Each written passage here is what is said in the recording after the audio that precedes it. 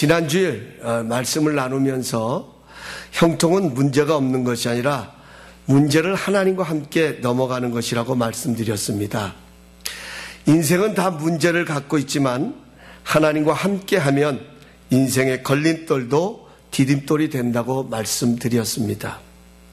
우리는 하나님과 함께하기 위해 하나님의 말씀을 주야로 묵상하며 그 말씀 앞에 나를 내려놓는 훈련을 게을리 하지 말아야 함을 나누었습니다. 여러분, 여호수아와 이스라엘 백성들은 상황이 좋아서 축복의 땅에 들어간 것이 아닙니다. 그들의 현실은 하나님의 약속 외에는 바라볼 것이 아무것도 없었습니다. 그럼에도 불구하고 그들은 하나님의 약속을 현실에서 이루어가는 삶을 살았습니다. 이것이 바로 우리가 여호수아를 통해 배우고 누려야 할 축복입니다. 오늘은 형통하라 시리즈 두 번째로 허락하신 새 땅에 들어가려면 이라는 제목으로 은혜를 나누려고 합니다. 오늘 본문은 하나님이 허락하신 새 땅에 들어가려면 어떻게 해야 하는지, 하나님께서는 어떤 자들을 통해 하나님의 약속을 이루어 가는지를 말씀하고 있는 내용입니다. 하나님께서 허락하신 새 땅에 들어가려면 먼저 준비를 해야 합니다. 여호수아는 너희들이 어디로 가든지 너희와 함께 할 것이라는 하나님의 약속을 받은 후에 이스라엘 백성들에게 3일 후에 요단을 건너 약속한 땅에 들어갈 것이라고 말합니다. 왜 당장 요단강을 건너지 않고 3일이라고 하는 시간을 기다렸을까요? 그것은 요단강을 건널 준비가 필요했기 때문입니다. 여기 준비하라는 말은 쿤이라는 말로서 동사로 사용합니다. 견고히 하다, 고정시키다, 확립하다는 뜻을 담고 있습니다. 이제 이스라엘 백성들은 하나님이 약속하신 그 축복의 땅을 향하여 먼 길을 떠날 수 있을 만큼 현실적인 준비를 먼저 갖춰야 할 필요가 있었습니다. 먹을 양식뿐만 아니라 마음가짐 등 여러 가지 필요한 것들을 견고히 해야 할 필요가 있었던 것입니다. 이것은 우리도 마찬가지입니다. 우리가 새로운 집으로 이사를 하려면 먼저 이사 준비를 합니다. 버릴 것은 버리고 필요 없는 것, 낡은 것들, 더 이상 이제 우리에게 쓸 수 없는 것들을 다 정리해서 버리고 필요한 것들만 다시 잘 정리해서 이삿짐으로 챙기게 됩니다. 하나님의 축복의 땅도 준비하는 자가 얻는 것입니다. 버릴 것은 버리고 꼭 필요한 것들을 준비합니다. 이미 우리에게 약속된 땅입니다. 우리에게 주어진 땅이지만 그 땅을 향하여 가다 보면 우리를 어렵게 하고 힘들게 하는 상황을 만나게 됩니다. 이럴 때 우리는 하나님과 함께 그 상황을 넘어서서 형통의 길을 가야 합니다.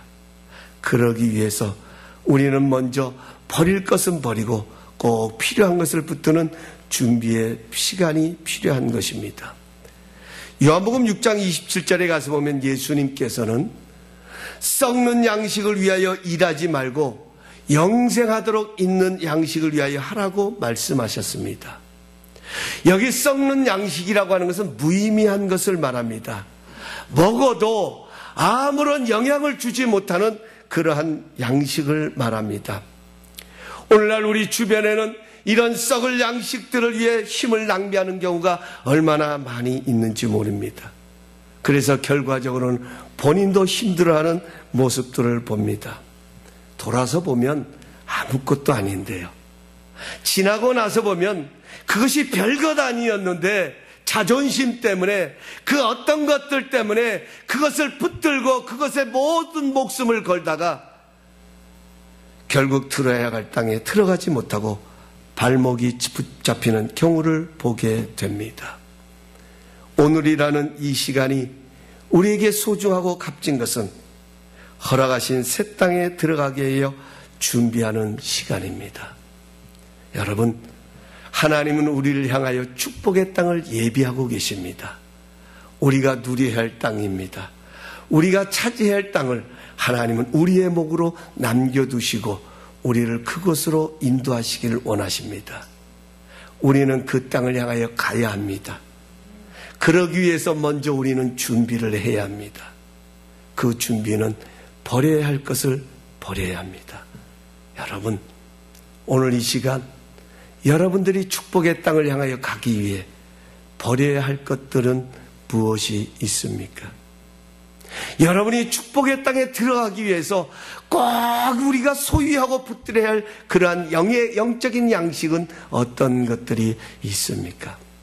오늘 이 예배가 우리에게 축복이 될 수 있는 것은 이 예배는 하나님으로부터 주어지는 은혜를 누리는 복된 예배이기도 하지만 버려야 할 것을 버리는 시간이 바로 이 시간인 것입니다.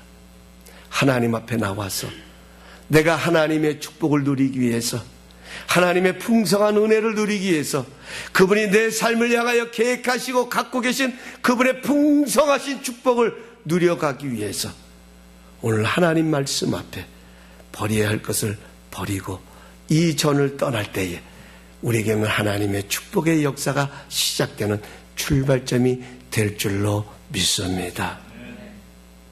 여러분, 버려야 할 것을 버리지 못해, 아니 그 땅을 얻을 능력이 없어서 그 땅을 눈앞에서 바라만 보는 신세가 된다면 이것처럼 안타까운 것은 없을 것입니다.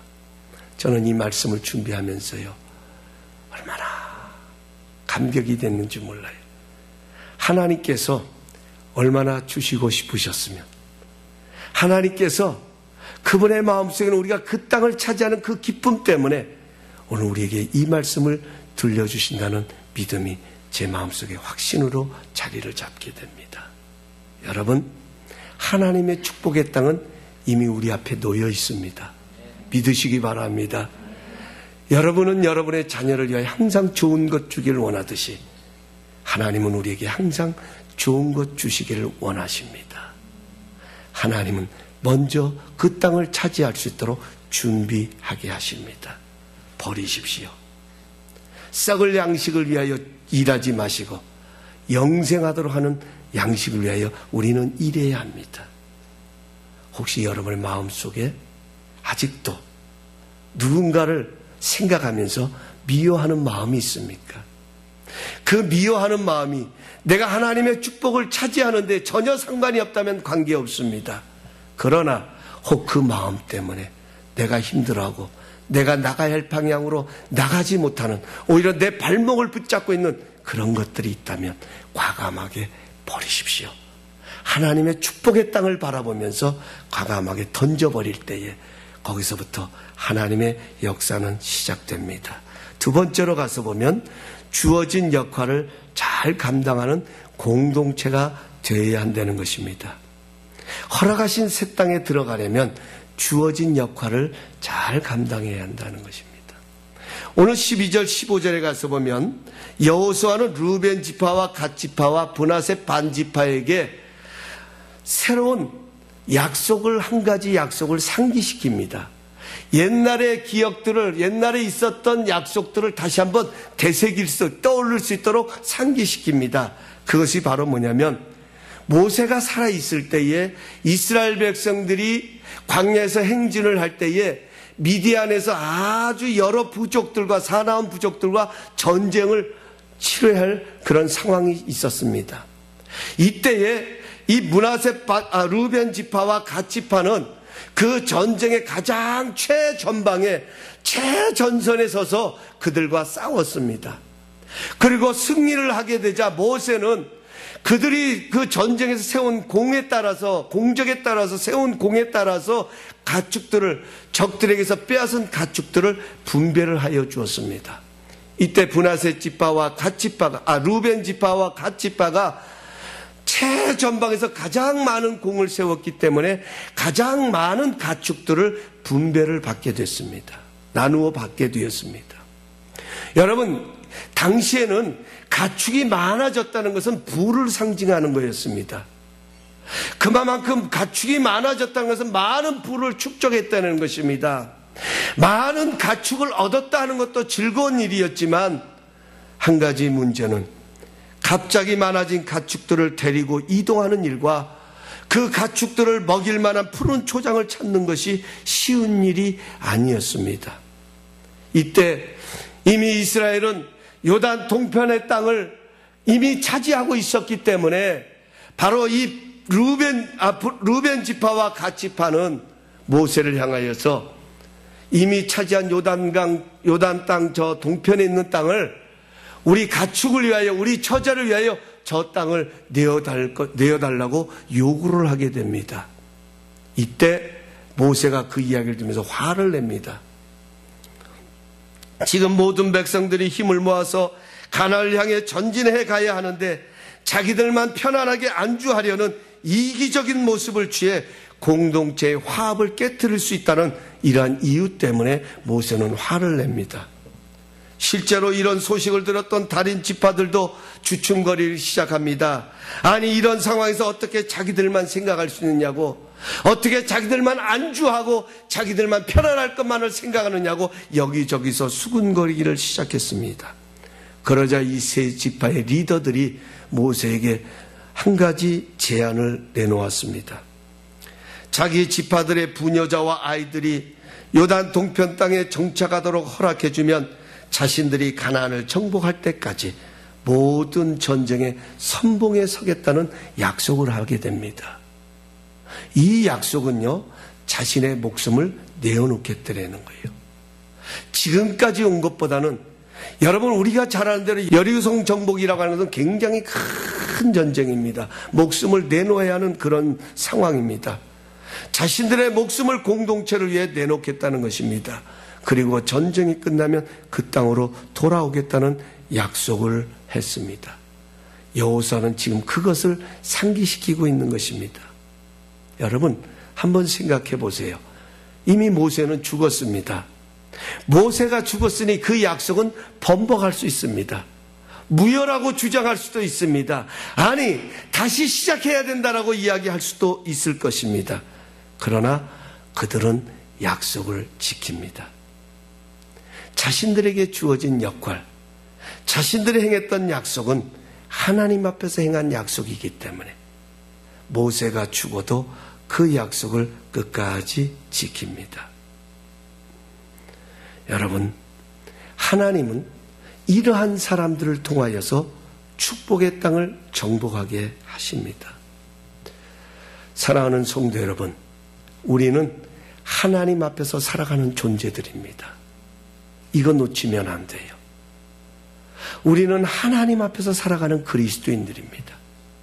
저 세상 사람들은 세상 것에 취해 살아가지만 오늘 우리는 한 가지 분명한 믿음이 있다면 우리는 하나님 앞에서 사는 존재다. 그러므로 우리는 우리에게 주어진 역할을 잘 감당해야 합니다. 내가 기분이 좋아서, 내가 상황이 좋아서, 내가 할 만하기 때문에 그 역할을 감당하는 것이 아니라 하나님으로부터 주어진 역할이기 때문에 우리는 그 역할을 잘 감당해야 합니다. 여러분, 저는요, 목사입니다. 교회에서는 목사이지만 가정에서는 아버지고 또한 남편이고 또한 부모의 자녀로서의 역할이 있습니다. 이 역할은 나의 편안함과 권위를 위해 주어진 것이 아니라 가정이라고 하는 공동체를 위해서, 교회라고 하는 이 공동체를 위해서, 사회라고 하는 공동체를 세우는 일에 쓰임받도록 하나님께서 허락하신 역할이라는 것입니다. 여러분의 가정이 하나님의 허락하신 축복의 가정이 되기를 원하신다면 제일 먼저 주어진 역할을 잘 감당해야 합니다. 할렐루야. 여기서부터 그 가정이 하나님이 허락하신 축복의 땅에 들어가는 역사가 일어나게 됩니다. 이런 열정의 사람들 통해서 하나님께서는 하나님의 일을 이루어 가십니다. 방관자가 아닙니다. 우리 교회를 놓고 봐도 그래요. 여러분, 하나님께서 다 나름대로의 은사를 주셨습니다. 그 은사는 다 똑같은 것이 아니에요. 어떤 분은 이런 일에 잘하시면 또 어떤 분은 이런 일들에 더 특이하게 잘하시는 분들이 계세요. 우리 교회가 하나님의 축복의 땅을 이룰 수 있는 방법은 하나님께서 우리 각자에게 허락하신 그 역할들을 최선을 다하여서 우리가 섬기고 그것을 가지고 나의 안일함을 위하여서 나의 권위를 세우는 데 사용하는 것이 아니라 내 형제, 내 함께하는 동료들을 세우고 그들이 안식할 수 있도록 돕는 일에 사용한다고 하면 바로 그것이 하나님의 축복의 땅을 이루어가는 역사를 이루게 될 것입니다. 세 번째로 허락하신 새 땅에 들어가려면 격려의 사람이 되어야 합니다. 오늘 16절에서 18절 말씀을 보면 이 세 지파는 모든 것을 다 얻은 상태입니다. 뿐만 아니라 여러분 우리가 보아도 알지만 이 세 지파는 용기가 100배입니다. 최전방에 서겠다는 이 용기는 아무나 할 수 있는 게 아니잖아요. 전쟁의 경험이 있는 사람, 무엇인가 싸워본 사람, 힘 있는 사람이 전방에 설 수 있지요. 힘으로 해나 뭐로 해나 일당백을 담당하는 그런 용사들로 다듬어져 있습니다. 정말 이 세 지파는 아쉬운 것이 하나도 없습니다. 굳이 목숨 걸고 여호수아의 명령에 따를 필요도 없습니다. 그럼에도 불구하고 그들은 여호와의 명령에 순종을 약속합니다. 왜 그랬을까요?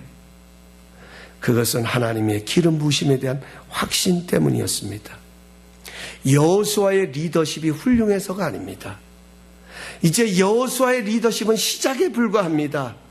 오히려 이들은 모세의 리더십에 익숙해져 있던 사람들입니다. 모세의 리더십에 영향 아래 있던 사람들입니다.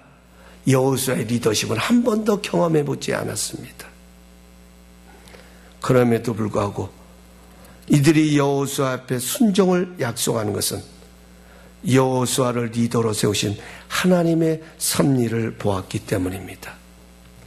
이 섭리 때문에 그들은 여호수아에게 충성을 다짐합니다. 뿐만 아니라 마지막 절에 가서 보면 여호수아에게 힘을 내라고, 강하시라고, 담대하시라고 여호수아를 격려합니다. 하나님께서는 이런 격려의 사람들을 통해 허락하신 새 땅에 들어가게 하십니다. 여러분, 격려는 하나님의 성품입니다.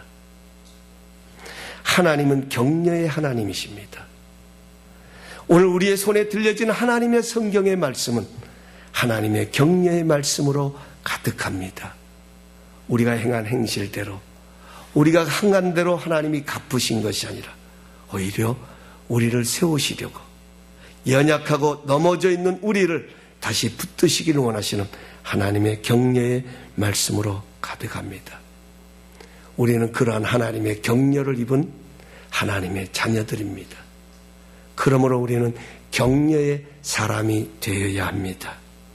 거기에 바로 축복이 담겨져 있습니다. 우리는 각자 사명을 따라 부름받았습니다. 우리는 각자 부름받은 일을 기쁘고 즐겁게 하도록 서로 힘이 되어 주어야 합니다. 격려는 넘어져 주저앉아 있는 사람을 일으켜 세우는 힘이 있습니다. 낙담과 좌절 속에 있는 사람을 다시 일으켜 세워서 하나님이 보이신 아름다운 길을 가게 하는 힘이 바로 격려 속에 있습니다. 저는 지금도 잊지 못하는 한 성도님의 격려가 있습니다. 제 목회 16년 동안 그분의 그 따뜻한 말 한마디의 격려가 그 힘들고 어려운 상황을 넘어서서 여기까지 올 수 있었던 그러한 귀한 격려였습니다. 여러분, 사람이 힘든 일을 당하면요, 제일 먼저 찾아오는 것이 외로움입니다. 혼자 떨어져 있는 것 같은 그런 상황입니다. 특히 목회를 하다가 제가 굉장히 어렵고 제 자신이 수록을 하면서 힘든 시간을 보낼 때가 있었습니다. 그 힘든 시간은 과연 어디까지 가야 하는가? 어디까지 참아야 하는가? 어디까지 양보를 해야 하는가? 어디까지 내 자신을 희생해야 하는가? 하는 그러한 갈등 속에 빠져 있을 때가 있었습니다. 주변을 돌아보아도 어느 누구 하나도 제 편에 서 있는 사람이 없었습니다. 모든 사람이 저를 대적하는 그러한 상황과 같은 모습이었습니다. 어느 주일날 아침, 그날도 변함없이 하나님을 의지해서 말씀을 전하기 위해 예배를 준비하면서 기도하는 가운데 어느 성도님 한 분이 제 방의 문을 두드리십니다. 나이가 지긋이 잡수신 안수 집사님 한 분이 들어오시더니 제게 던지신 말씀 한마디. 목사님, 힘드시지요? 얼마나 어려우세요? 목사님, 기도하고 있어요. 목사님, 힘내세요. 여러분, 아무것도 아닌 것 같은 당연한 말입니다. 얼마든지 평소에 들을 수 있는 말입니다. 그런데 그 말도요, 내가 외롭다고 느꼈던 그 시간, 내가 가장 힘들다고 느꼈던 그 시간에 그 말이 들려지는 순간 제 눈에는 눈물이 핑 돌았습니다. 아, 나는 혼자가 아니구나. 나를 위해서 기도해주는 이런 성도님이 계시지. 거기서 다시 한번 힘을 얻고 당당하게 강단을 향하여 올라가는 제 모습, 그 시간을 저는 지금도 잊을 수가 없습니다. 여러분, 격려는요, 넘어져 주저앉아 있는 사람을 일으켜 세우는 힘이 있습니다. 하나님이 약속하신 축복의 땅을 향하여 갑니다. 긍정적인 믿음을 가지고 갑니다. 소망을 가지고 갑니다. 그러나 만나는 상황은, 찾아오는 상황은 우리를 주저앉게 하고 그 축복의 땅을 향하여 가지 못하도록 막아버리는 그런 상황들이 찾아올 수도 있습니다. 이럴 때 하나님은 격려의 사람들을 통하여 또 그를 잡아 일으켜 세우셔서 축복의 땅으로 이끌어 가십니다. 격려는 두려움을 이길 수 있는 힘을 줍니다. 격려는 외로움과 고독 속에 있는 사람을 치료하는 약이 됩니다. 격려는 사람을 스스로 존귀하게 여기는 영양제와 같은 것입니다. 무엇보다도 우리가 격려하며 살아야 하는 이유는 격려하는 그 사람이 가장 축복된 마음으로 살기 때문인 것입니다. 여러분, 우리 교회는 하나님의 축복의 땅을 향하여 나가고 있습니다. 중요한 것, 우리 모두가 격려의 사람이 되어야 합니다. 여러분의 가정도 마찬가지입니다. 우리의 일터도 마찬가지입니다. 우리의 따뜻한 말 한마디의 격려가 하나님의 축복의 땅이 더 가까워지는 그런 역사를 불러오게 될 줄로 믿습니다. 이제 말씀을 맺겠습니다. 우리는 하나님의 축복을 맛보아 알아가는 그리스도인입니다. 우리가 여호수아를 통해 배우고 누려야 할 축복이 있다면 하나님의 언약과 약속을 받은 후 그것을 주어진 현실에서 성취해 가는 모습입니다. 그러기에 우리는 먼저 준비해야 합니다. 버릴 것은 버리고 취할 것은 취해야 합니다. 또한 주어진 사명을 다시 붙들어야 합니다. 그 사명이 우리의 달려갈 길을 달려가게 합니다. 끝으로 격려의 사람이 되어야 합니다. 나의 따뜻한 격려가 다른 사람에게 힘이 되기도 하지만 무엇보다 내 마음을 더 축복된 마음으로 세워주기 때문입니다. 우리 다이아몬드 감사하니 교회 성도님들은 한 분도 빠짐없이 주님과 함께 축복의 땅을 정복하시는 승리자들이 되시기를 예수님의 이름으로 축원합니다. 우리 잠시 머리 숙여 주시기 바랍니다. 이 시간 우리 주신 말씀 붙들고 이제 우리도 건너야 합니다. 우리가 건너야 할 땅이 있습니다. 버려야 할 것이 무엇이 있습니까? 오늘 이 예배, 이 시간 주님 앞에 겸손히 그것을 내려놓으십시다. 우리가 요단을 건너는데 짐이 될 것이 있다면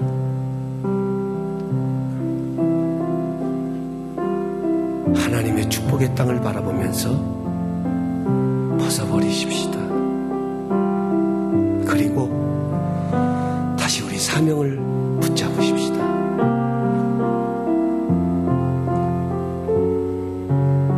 우리의 역할이 있습니다. 그 축복의 땅을 누릴 수 있도록 우리에게 하나님은 역할을 주셨습니다. 남편의 역할이 있고요. 아내의 역할이 있고요. 성도로서의 역할이 있고요. 자녀로서의 역할이 있고요. 부모로서의 역할이 있고, 우리에게는 또한 리더로서의 역할이 있고, 각 역할이 있습니다. 그것은 우리에게 축복을 주시길 원하시는 하나님의 통로입니다. 마지막으로 격려입니다. 하나님, 우리의 마음을 풍요롭게 하여 주시고 하나님의 격려를 입은 자로 우리가 격려의 사람이 되기를 원합니다. 우리 함께 한번 이 말씀 붙들고 주님 앞에 기도하며 나가십시다. 우리가 요단을 건너 축복의 땅을 향하여 나가기를 원합니다. 주님 도와주시옵소서. 우리 주의 삼창 동서로 기도하며 나갑니다.